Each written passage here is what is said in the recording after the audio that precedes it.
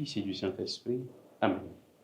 Esprit de Dieu, Esprit créateur, souffle sur nos vies, viens nous visiter, viens éclairer nos cœurs. Évangile de Jésus-Christ selon Saint Luc. En ce temps-là, à l'adresse de certains qui étaient convaincus d'être justes et qui méprisaient les autres, Jésus dit la parabole que voici. 2 hommes montèrent au temple pour prier.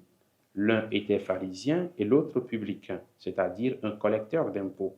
Le pharisien se tenait debout et priait en lui-même. « Mon Dieu, je te rends grâce parce que je ne suis pas comme les autres hommes.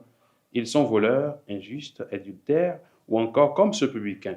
Je jeûne 2 fois par semaine et je verse le 10e de tout ce que je gagne. » Le publicain, lui, se tenait à distance et n'osait même pas lever les yeux vers le ciel, mais il se frappait la poitrine en disant « Mon Dieu, montre-toi favorable au pécheur que je suis. » Je vous le déclare, quand ce dernier redescendit dans sa maison, c'est lui qui était devenu un homme juste plutôt que l'autre.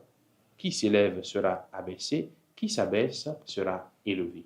Acclamons la parole de Dieu. Louange à toi, Seigneur Jésus. Bien-aimés de Dieu, frères et sœurs en Christ, nous sommes aujourd'hui le dimanche 26 octobre, c'est le 30e dimanche du temps ordinaire. Le Seigneur nous donne encore aujourd'hui des leçons de vie. D'abord, nous apprenons que Dieu nous voit d'une autre façon, une façon différente de celle des hommes. Aux yeux des hommes, celui qui se montre saint, pieux, est acclamé, alors que celui qui mène une vie apparemment pécheresse est décrié. Mais nous ne connaissons pas le cœur des uns et des autres. Seul Dieu connaît les cœurs, seul Dieu connaît les véritables motivations, seul Dieu sait ce qui se passe dans les cœurs, seul Dieu sait ce qui se passe réellement dans le cœur de ceux que beaucoup considèrent comme des pécheurs et qu'ils rejettent. Seul Dieu sait réellement celui qui est juste devant lui. La deuxième leçon, c'est l'humilité pour entrer dans les faveurs de Dieu. L'humilité nous fait prendre notre réelle place devant Dieu. Nous devons reconnaître que nous sommes tout petits devant Dieu. L'humilité nous met en vérité devant Dieu. Le publicain reconnaît ses fragilités et ses péchés devant Dieu. C'est lui qui est justifié. Reconnaissons nos erreurs, nos fautes devant Dieu. Ne soyons pas de ceux qui sont toujours les plus forts et ceux qui sont toujours les gagnants, les vainqueurs. Non.